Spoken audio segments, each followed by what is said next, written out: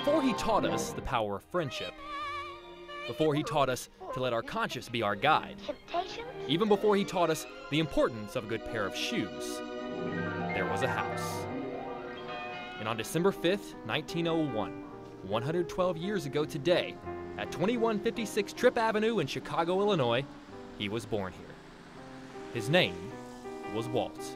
This house in such a ordinary neighborhood, it's such an ordinary home, and to have two extraordinary boys come out of it and do something so extraordinary is really the ultimate American dream story. Brent Young and Dina Bernardon, the husband and wife team who sought after and purchased the original Disney house 6 months ago, are aware of Walt's upbringing in Missouri, but still know that Chicago is where it all began. He actually spent 4 years in the home. His brother Roy was born here also, and he spent 12 years in the home. And what's really cool is Elias Disney came up with his wife from Florida. They built the home here in 1892, and he was working on the World's Columbian Exposition. Through the passing years, through the many owners, and through the constant changes, one thing remains true. This is still the house that Walt's father, Elias Disney, built for his family. The mother designed the house and Elias built it. There's closets and original flooring, and beneath this aluminum siding right here is the original exterior of the home that Elias Disney put on the home. You just get the feeling that, you know, standing here in front of this house, you really feel like we're at the beginning of the story, and the part of the story that was never told before. But if history has taught us anything, it's that time waits for no man, even Walt Disney. There are a lot of places that Walt Disney lived at that are no longer there, and we thought there's only one birthplace, one place where Walt and his brother Roy were both born in this home. And what we're trying to do is just bring attention to Walt Disney and the fact that he was a man, but he did so much for the world. Which is why today, on what would have been Walt Disney's 112th birthday, Brent and Dina are breaking magical ground and beginning their mission to turn 2156 Tripp Avenue into a museum and a protected landmark. And we want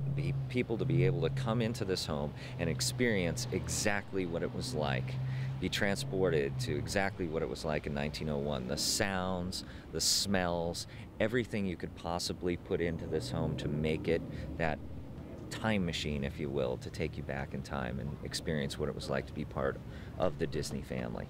If you're wondering why it's taken so long for someone to do this, the answer is simple. The previous owners just wanted to live here. Just by coincidence, a former owner of the house, June Sadoff, who bought the house 43 years ago and lived in it for 32 years, drove by, and she told me she had no intention of moving into history. About 10 minutes after we made an offer on the house, they pulled out this newspaper clipping. And he says, "Oh, Walt Disney was born here." And again, now we're going back 32, 42, that's 43 years ago. Right. And I thought, well, you know, so what? But for Brent and Dina, the inspiration to preserve Walt's home began in their own. That we have a 3.5-year-old son, and Truman is running around and he's super creative, he's talkative, and he's just constantly asking questions, and he was one of the motivations for us to buy this house, because if he's like that at 3.5, what was Walt like at 4? So as Mayor Rahm Emanuel officially proclaims today Walt Disney Day in Chicago, the work is just beginning. The magic of the place is undeniable, and there's no better way to describe it than through the words of a Disney classic, Mary Poppins. Winds in the east, mist coming in, like something is brewing, about to begin. Can't put my finger on what lies in store, but I fear what's to happen all happened before.